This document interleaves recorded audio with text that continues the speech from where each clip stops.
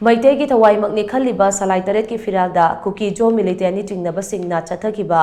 थवai उसितबगी थवोंग अदुना शांति की लंबिदा कुरौ थांगलकप याय हाइना अमुकोगी president PS नंदो लुवांगना फोंदोरकली गसी क्वाकैथलदा लेबा अमुकोगी हेड ऑफिस ता पांगथोकपा पाउगी मिफम अमदा वाफम असी फोंदोकलदुना नंदोना हाई सलाइ तरेत की फिरालदा कुकी जो मिलिटेनी चिंगनबसिंगना चथखिबा मथोंग हुक्तबा थवोंग अमगी वीडियो सोशल मीडिया दा ngarang viral oirakpa thengnare thawong aduna Ministry of Home Affairs na silaga maitai amasong kuki anigi marakta chathaba haukiba शांति वारीदा कुरौ थांगलकप याय लोइनना मिनिस्ट्रीना स्टेटसगी तंगदु लैताबा हंजिलकनबा लौखलकलिबा खोंथांग अदुगा यामना चुनदबा अमसु ओइरी कुकी जो मिलिटेंट सिंगना सेक्युलरिज्म की वहनथोक नाथैरगा अमदे लैबाक असिगे कॉन्स्टिट्यूशन अमसुंग लोबो थवoi उसितना मैतै मियाम सौहनबा चथखिबा थवोंग अदु अमुकोना अकनबा मोंगदा कंडेम तवी कुकी जो मिलिटेंट चिंगनबसिंगना चथखिबा थवोंग अदुगी मतांगदा सेंटरना करी एक्शन लौगदगे हाइबदु मियामदा खंगनगदबनी मतुंग तारकपदा सिगुंबा थवोंग सेंग मखा ताना चथरकलबदी मदुदा थोरकपा अफफतगी टेकचाक पुमनमक सेंटरना पुगदबनी हाइना महांगना फोंदोखी नंदो लुवांगना मखा ताना हाई थांजिंग चिंगदा लेरिबा इबुदौ थांजिंगी खुबम असी मैतै सिंगी थवाई मंगनी हाइना खंजबा लाइफमलेनी असिगुंबा लाइफमलेन असिदा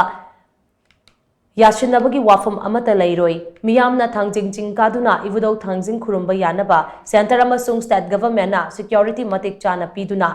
इबुदौगी थौगल फंगहनगदबनी central गवर्नमेंटना Amarnath अमदी Kedarnath लाइखुरुंबा चटनबगीदमक लौखटबा section थौरांग अदुमक इबुदौ थांजिंग खुरुंबदसु लौखटकदबनी मसि पुमनमक सेंटरना थमोय सेंगना थबक तौरबदी करिसु लैबा नते Meitei सिंगना थांजिंग चिंकाबा यारोय हाइरगा state अमसुंग सेंटरना तुमिना लैशिल्लबदी लैबाक असिदा constitution अमसुंग लो लैरी हाइबगी वहानथोक लैते लेबाक असिदा लॉ एनफोर्सिंग एजेंसी लै हाइबदु थबकना उतलगा खंगहनगदबनी हाइना नंदोना मखा ताखी पाउगी मिफम अदुदा टॉम टीवीना हंगबा वहांग अमगी पाउकुम पिरदुना नंदोना हाई हंदक मिनिस्ट्री ऑफ होम अफेयर्स ना सिलगा वारी साखिबा अदुदा मिनिस्ट्री ना पुथोरखिबा पॉइंट तरुकी वाफम अदु कुकी जोगी सीएसओ सिंगना खुदेक पियु याखिदे मदुगी मरमना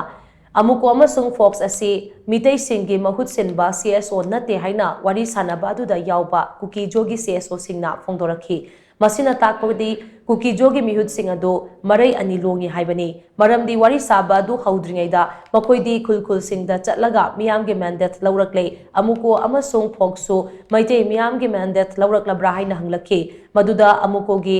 अमुकोदी मणिपुर की इंटीग्रिटी की दमक लैबनी हिरम असिदा नखोइना खुद थिंजिलक्तबा ना अफबा ओइगनी हाइबा वाफम थमखी वारी साबा अदुदा मिनिस्ट्री ना पुथोरकिबा पॉइंट तरुकी वाफम अदुदा कुकी जोगी सीएसओ सिंगना मखोइगी मियामगा तानरबा मतुंग खुदेक पीगे हाइना थमखी वारी साद्रिङैदा नखोइदी मियामगे मैंडेट लौरगा लाक्ले हाइरगा करिगिदमा मियाम अमुक तानादोइनो हाइना कुकी सीएसओ सिंगदा काउंटर तौखी मखोइना फोंदोरखिबा वाफम अदु वारी साबा लोइरबा मतुंगदा हाइरकपा ओइरमलबदी खरसु चुनगदबनी वाफम अदु हौखिबा तांग तरादा फोंदोरकपा मरमना मखोइगी सेमजिन साजिनबा अमदे तौसिनबगी मचत अदु लेंगदना लैरी हाइबसी मयेक सेंगना ताई हाइना नंदोना मखा ताना फोंदोखी ngarang maktada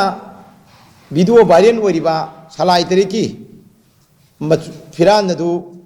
yamna karem kathaina ba usit thawoi dar matawdugi maduda haujik phawada bharat sarkar gi amadi manipur sarkar gi maikai di kari sunaba thabak leiragi haibase masi mayam do khangan bam changeba karigumba bharat sarkar na amadi manipur government na matam jana hiram du miyeng thamaga sunaba thabak ain gi ba thabak paikhat haudragadi maduna maram warga tunga thoropa daita pamdaba thokdo khuding maki daita do मधु भारत सरकार मणिपुर सरकार पुगदमने अदुना हजिक फिवम सिना तांग मंगादा ministry of affairs की ऑफिशियल सिंह सिल्लगा दिल्ली दा पांगथोखिबा नाकल अनी की मरकता पीस लाकनबा सोल्यूशन लाकनबा खोनबा दुदा